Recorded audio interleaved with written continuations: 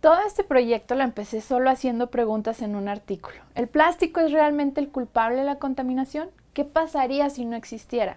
Esas preguntas pronto me llevaron a investigar sobre gestión de residuos, a seguir el camión recolector de basura que pasa por mi casa, ver los vertederos de basura, buscar más, visitar tantos como pude, a leer estudios científicos, a hablar con expertos, a hacerme más preguntas. Durante el proceso, planteé preguntas como la de si el plástico era el culpable y puse sobre la mesa los datos reales como que una bolsa de tela debe ser usada más de 327 veces y una de papel más de 7 veces para justificar el impacto ambiental de su fabricación con respecto a una bolsa de plástico. Pues las bolsas de papel que ahora nos entregan en cada pedido a domicilio o en algunas tiendas requieren 3 veces más energía, 4 veces más consumo de agua, 14 veces más contaminación de agua, 3 veces más emisión de gases de efecto invernadero y 3 veces más residuos sólidos que una bolsa de plástico, que son solo 10 países los que aportan el 70% de todos los plásticos del océano. Y que los países que más plástico consumen son los países que menos plástico hacen llegar al océano, porque una vez que lo consumen, lo aprovechan en reciclaje y generación de energía. Mientras países como Bangladesh, que fue el primero en prohibir los empaques de plástico, es el país número 178 en consumo de plástico, pero el 10º en contaminar más los océanos con residuos sólidos. Y que en México el 87% de los destinos finales de residuos son tiraderos a cielo abierto que no cumplen con las normas básicas ambientales. Y 19,000 toneladas de residuo quedan sin recolección todos los días en las calles. Tan solo mencionar estos datos hizo que muchas personas se asombraran y me llamaran la ambientalista pro plástico. Para ser sincera, no me consideraba así, incluso me molestaba. Yo no era pro ningún material y solamente estaba haciendo preguntas que me parecían lógicas y divulgando información sustentada.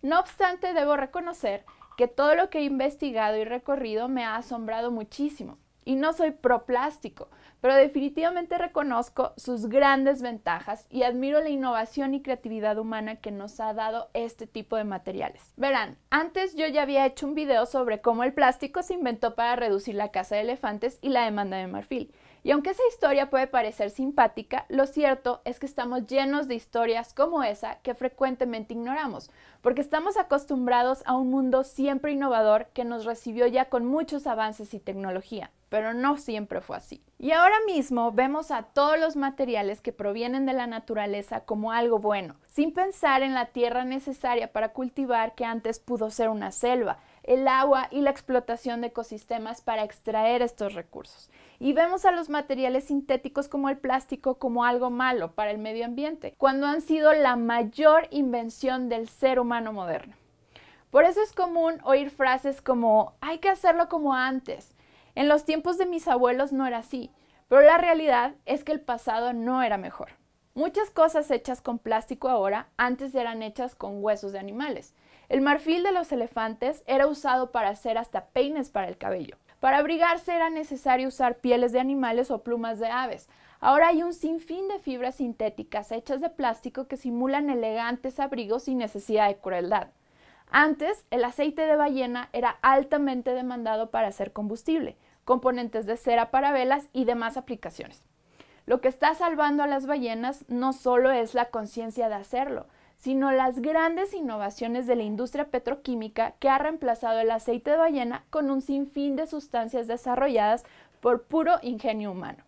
Como estos ejemplos hay muchos, incluso el sabor a vainilla también era extraído de una glándula del ano de los castores, así como lo oyes. Antes, el ser humano iba a la naturaleza a buscar cómo satisfacer cada necesidad, y aunque suena que esa esencia natural era muy ecológica, lo cierto es que encontraba esos recursos en los huesos, pieles, aceites y demás componentes animales que debían ser cazados, o en los hogares de animales derribando los árboles donde vivían y transformando sus ecosistemas. Ahora el ser humano ha dejado de buscar todo a la mano de la naturaleza y ha usado todo su ingenio para desarrollar materiales resistentes, duraderos, que requieren cada vez menos explotación animal, o extensiones de tierra que pueden ahora volver a ser bosques o selvas y pueden hacerse en laboratorios. ¿Y nos atrevemos a pensar que lo sintético es antiecológico? Es lo más irracional que he oído. Entonces sí, Yo celebro abiertamente los avances tecnológicos y los desarrollos que han permitido darle un respiro a nuestros recursos naturales e inventar materiales sintéticos que desde un laboratorio o fábrica pueden producirse con mucho menor cantidad de recursos y animales posibles. Porque lo natural no es siempre sinónimo de ecológico, ni lo sintético es siempre su antónimo. Pero como siempre, si queremos que estos avances sigan sirviendo a la salud del planeta, debemos innovar sobre ellos sin volver a un pasado que fue cruel. Las futuras generaciones no nos juzgarán por no haber vuelto al pasado, sino por no haber innovado sobre él. Por eso debemos procurar que si lo que detestamos de los materiales sintéticos es que son muy duraderos, entonces hacer que lo duradero sea una ventaja. Sí, reutilizando, reciclando y aprovechando cada propiedad de los residuos, como por ejemplo la generación de energía eléctrica a través de residuos. Pero bueno, esa es una gran innovación de las que les platicaré otro día en otro video.